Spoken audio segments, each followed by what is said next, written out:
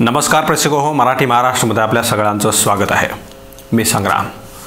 लोकसभेच्या निवडणुका काही दिवसांवर येऊन ठेपल्यात। जवळजवळ 50 दिवसांचा अवधी बाकी आहे आणि फेब्रुवारीमध्ये भारतातील लोकसभेच्या निवडणुका होणार आहेत। या अनुषंगाने सर्वच पक्षांनी मोर्चे बांधणी सुरू केली आहे।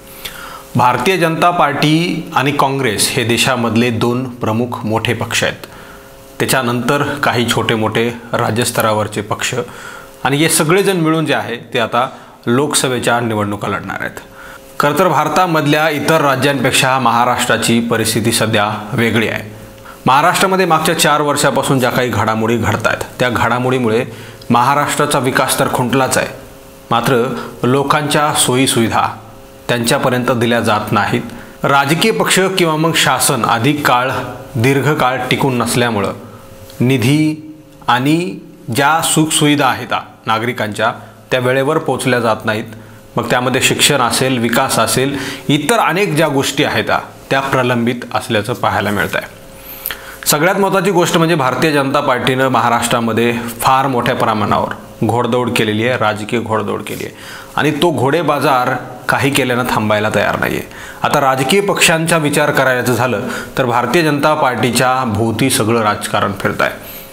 राष्ट्रवादी काँग्रेस पार्टी फुटली, म्हणजे सगळ्यात पहिल्यांदा शिवसेना फुटली। अर्धेच्या अधिक 40 खासदार एकनाथ शिंदे सोबत घेऊन ते आता भारतीय जनता पार्टी सोबत आहेत आणि मुख्यमंत्री सुद्धा आहेत। दुसऱ्या बाजूला अजित पवारांना राष्ट्रवादी काँग्रेस पार्टीच्या गटामधून बाहेर काढलं, म्हणजे पक्षातून बाहेर काढलं आणि त्यांच्यासोबत सुद्धा जवळजवळ 35-40 लोक आता सोबत आहेत आणि ते सुद्धा भारतीय जनता पार्टीमध्ये जाऊन उपमुख्यमंत्री झाले आहेत। म्हणजे भारतीय जनता पार्टीच्या भोवती ही सगळी सत्ता फिरते आहे। आता भारतीय जनता पार्टीमध्ये मोठ्या प्रमाणावर लोकप्रतिनिधी आणि उमेदवारांची गर्दी झालेली आहे। भारतीय जनता पार्टीने सगळ्यांना सोबत घेतलंय, मात्र आता जागा वाटपाच्या वेळी कशा प्रकारच्या जागा वाटप केल्या जातील हा सगळ्यात मोठा चिंतेचा प्रश्न भाजपसाठी आहे आणि इतर जे कोणी भारतीय जनता पार्टीशी जोडले गेलेत त्यांच्यासाठी सुद्धा चिंतेचा विषय आहे। कारण उमेदवारी कोणाला मिळणार? महाराष्ट्रामध्ये 48 जागा आहेत आणि त्या कुणाकुणाला कशा कशा द्यायच्या? भारतीय जनता पार्टीला स्वतःला 20 जागा तर ठेवता येणार नाहीत, म्हणजेच बरं जरी ठेवल्या तरी इतरांना काय देणार आणि कशा प्रकारचे देणार? म्हणजे हा अनेक गुंतागुंतीचा आणि चिंतेचा प्रश्न आहेच। भारतीय जनता पार्टीकडून आता छाटणी केली जाते आहे, म्हणजेच जे लोक अधिक काळ पदावर आहेत, म्हणजे एका खासदाराला दुसऱ्या वेळेस निवडून दिलेलं असेल तर त्याला आता उमेदवारी मिळणार नाही, असं जे आहे ते गणित भारतीय जनता पार्टीने आखलेलं आहे। त्याचबरोबर भारतीय जनता पार्टीचा अंतर्गत सर्वे आहे आणि त्या सर्वेमधून जे कोणी निष्क्रिय खासदार आहेत त्या निष्क्रिय खासदारांची सुद्धा यावेळेस छुट्टी होणार आहे, म्हणजे त्यांना सुद्धा आता यावेळेस त्यांचा पत्ता कट केला जाणार आहे। त्यामध्ये 5-6 नावं जी आहेत ते मागच्या रिपोर्टमध्ये मी सुद्धा सांगितली होती। मग त्यामध्ये सुजय विखे असतील, प्रीतम मुंडे असतील, या सगळ्या लोकांची नावं आहेत। आता प्रीतम मुंडे पुन्हा बीडच्या खासदार व्हाव्यात यासाठी प्रयत्न केले जात आहेत। त्या पहिल्यापासूनच उत्साही आहेतच उमेदवारीसाठी, मात्र त्यांच्या उमेदवारीची काय नेमकी अडचण आहे हे सर्वांना माहिती आहे। खरं तर आता भारतीय जनता पार्टीकडून कोणाकोणाला उमेदवारी दिली जाते याकडे सगळ्यांचं लक्ष लागलेलंच आहे।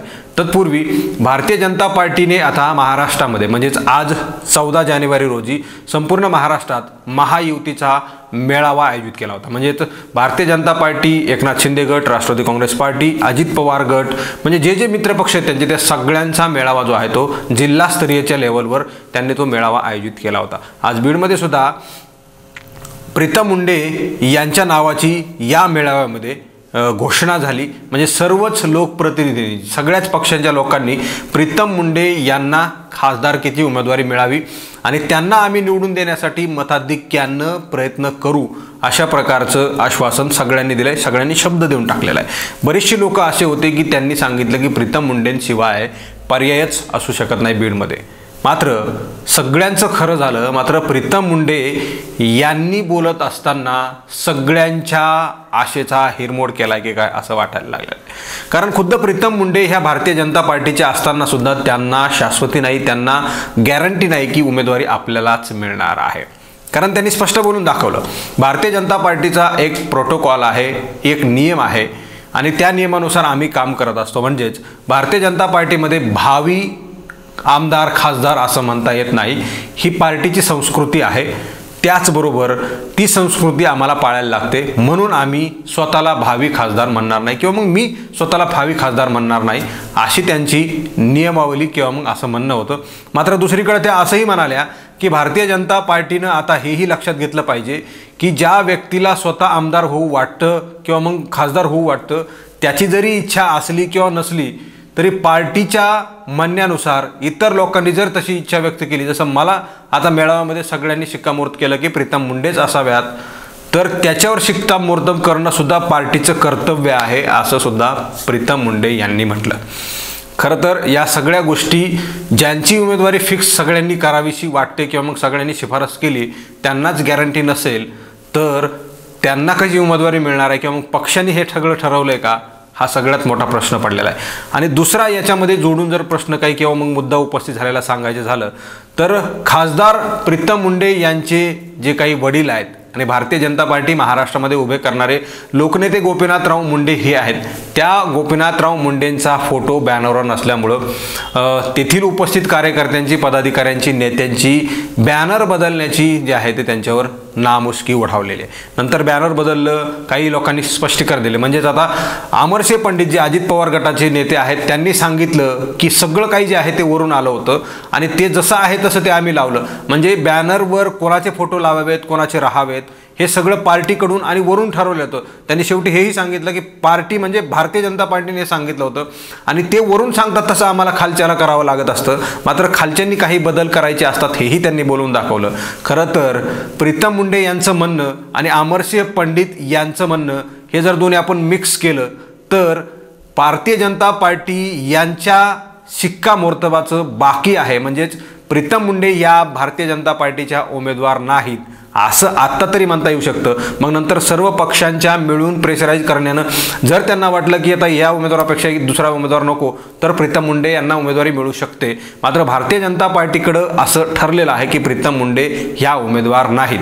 म्हणजे त्यांच्या काही ठरलेल्या गोष्टी आहेत, मग ते बॅनरवर फोटो लावणार असेल किंवा मग प्रीतम मुंडेंच्या प्रोटोकॉल पाळण्याच्या काही गोष्टी असतील, या सगळ्या गोष्टी आपण त्या ठिकाणी मान्य करू शकतो. आणि त्यामुळे असं वाटतं की प्रीतम मुंडे यांना आता पक्षामधून सुद्धा विरोध आहे. पंकजा मुंडे यांना सुद्धा निमंत्रण देण्यात आलं होतं, मात्र त्या उपस्थित राहिलेल्या नाहीत. तर दुसरीकडं प्रीतम मुंडे यांच्या भाषणामधून असंही जाणवलं, त्यांनी बोलत असताना सांगितलं की मी अर्ध खरं बोलू की अर्ध खोटं, की खरं बोलू की बरं बोलू. तर या सगळ्या दोन्हींची सांगड घालत असताना त्यांनी सांगितलं की अगोदर बरं बोलते, खरं बोलते. बरं बोलत असताना त्यांनी म्हटलं की सगळ्यांनी मला किंवा मग माझ्या नावाला पसंती दिली, शिक्कामोर्तब केलं की मीच खासदार आहे असं मी आता गृहीत धरते आणि पक्षाला सुद्धा याची नोंद घ्यावी लागणार आहे. पत्रकार नोंद घेतील आणि ते सुद्धा सांगतील आणि सगळ्या लोकांच्या बोलण्यावरून भारतीय जनता पार्टी किंवा मग पक्षाला किंवा मग महायुतीला सुद्धा हा निर्णय घ्यावा लागेल की सगळ्यांचं मॅन्डेट असताना सुद्धा मला का डावलू नये, मला का डावलावं आणि म्हणून मला डावलता येणार नाही याची सुद्धा नोंद भारतीय जनता पार्टीने किंवा पक्षश्रेष्ठींनी घ्यावं असं सुद्धा प्रीतम मुंडे यांनी म्हटलं.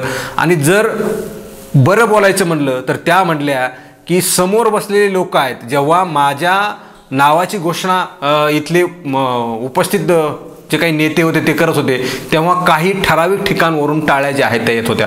म्हणजे माझं नाव निघालं की या बाजूने टाळ्या यायच्या किंवा मग माझं नाव येत असताना कुठल्या तरी एखाद्या ठराविक लोकांकडून ज्या आहेत त्या टाळ्या वाजवल्या जात होत्या आणि म्हणून इथे मला अंतर्गत विरोध दिसतोय असं प्रीतम मुंडे यांनी म्हटलं. म्हणजेच महायुतीमध्ये जरी सगळे पक्ष एकत्र असले, अजित पवार गट असले, शिंदे गट असले, शिवसंग्राम असला, RPI असला, भारतीय जनता पार्टी असले, इतर सर्व लोक आहेत, शिवसेना असेल, हे सगळे जर लोक जरी आज एकत्र असले, सगळ्या मंचावर एकत्र जरी बसलेले असले तरी लोकांच्या टाळ्या ज्या आहेत त्या काही विभागामध्ये पडतायत किंवा मग काही पडत नाहीत, काही विरोधात आहेत. म्हणून मला सार्वमताने जे आहे तो सपोर्ट दिसत नाही. काही प्रमाणामध्ये माझ्या विरोधात सुद्धा लोक जाऊ शकतात. म्हणजेच महायुतीमध्ये प्रीतम मुंडे यांना नाकारलं जाऊ शकतं किंवा मग त्यांना मतं पडू शकत नाहीत किंवा मग त्यांना सर्वच पक्ष जे महायुतीचे लोक आहेत ते सहकार्य करू शकत नाहीत असा संशय प्रीतम मुंडे यांनी व्यक्त केला. त्यामुळे महायुतीमध्ये प्रीतम मुंडे यांना अंतर्गत विरोध आहे का असा सवाल या ठिकाणी उपस्थित झालेला आहे। सगळ्या प्रीतम मुंडेंच्या भाषणामध्ये फक्त आणि फक्त काही प्रश्न नाही तर अनेक प्रश्न उपस्थित करण्यात आले आणि भाषणांमधून बोलत असताना त्यांनी सांगितलं की मीच खासदार आहे हे पक्षाला ठरवावं लागेल किंवा मग पक्षाचं धोरण असेल त्या धोरणाला या सगळ्यांच्या म्हणण्यानुसार बदलावं लागेल। जर मी पक्षाचे उमेदवार नसेल तर यांना बदलावं लागेल। त्यामुळे आता प्रीतम मुंडे ह्या बीडच्या खासदार नाहीत सध्या तरी, असं म्हणणं चुकीचं ठरणार नाही। मित्रांनो, तुम्हाला काय वाटतं तुम्ही कॉमेंट बॉक्समध्ये प्रतिक्रिया द्या। हा व्हिडिओ तुम्हाला आवडला असेल तर जास्तीत जास्त शेअर करा। चॅनलवर तुम्ही नवीन असाल तर चॅनल सबस्क्राईब करा, बेल आयकॉन प्रेस करा। हा व्हिडिओ तुम्ही फेसबुकच्या प्लॅटफॉर्मवर पाहत असाल तर तिथेही फेसबुकच्या पेजला लाईक करा, फॉलो करा, शेअर करा। धन्यवाद।